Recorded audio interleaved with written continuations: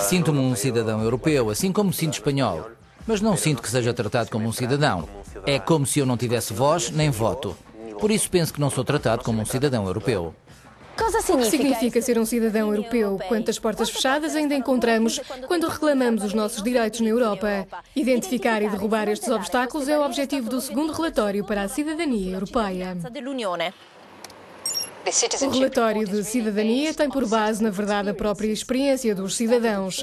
Começámos uma sondagem há cerca de um ano e o relatório é o resultado daquilo que as pessoas nos disseram, o que gostavam de ver ser melhorado, de forma a que elas pudessem ter ao alcance todos os direitos e oportunidades que a União Europeia lhes oferece.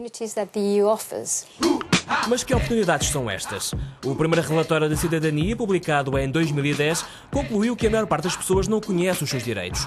E hoje, como é? Fomos a Madrid perguntar a universitários se conheciam alguns dos seus direitos. Um deles é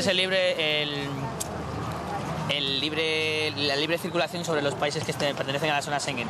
Eso incluye el Reino Unido y los países nórdicos. Y este es uno. ¿Y después? El otro... ¿Hay más? ¿Son muchos? Sí, hombre, tiene que haber más de uno. Tenemos un desconocimiento general. Sí, bastante. Estamos en Europa, pero realmente no conocemos. Como ciudadana europea, pues a circular libremente por la Unión Europea y... no sé. A informação é uma das áreas-chave sublinhadas pelo relatório. Informar é crucial para promover a participação política quando estamos a um ano das próximas eleições europeias.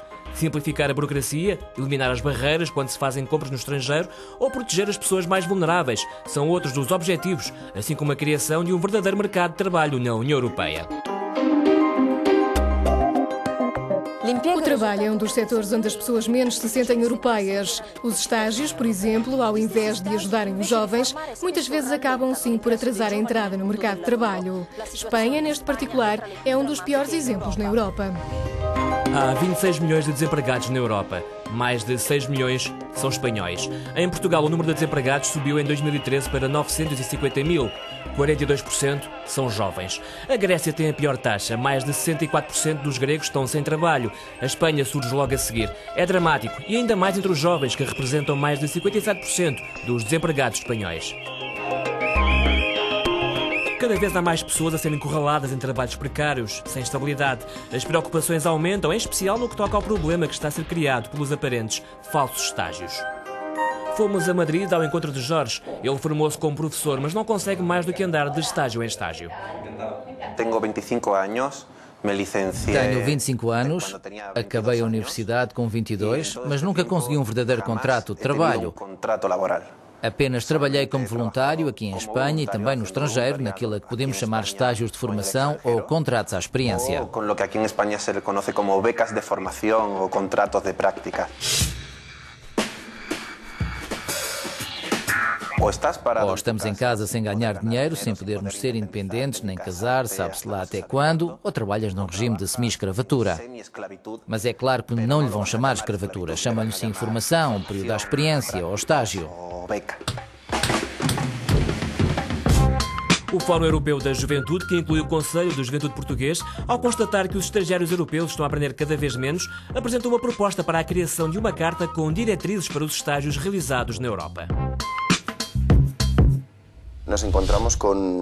Confrontamos-nos com um sistema que devia ajudar à formação dos próprios jovens. Ao invés, contudo, acaba por ser um contrato fraudulento que as empresas utilizam para conseguir trabalho mais barato. Atualmente está dentro da lei o aproveitamento dos jovens até aos 30 anos, sem qualquer tipo de limite no tipo de contratos que se fazem.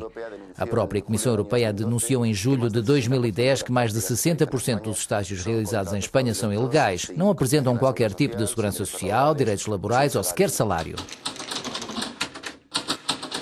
O que vemos em Espanha é que os jovens são forçados a emigrar. É a única porta que se abre, mas isso para mim é um erro.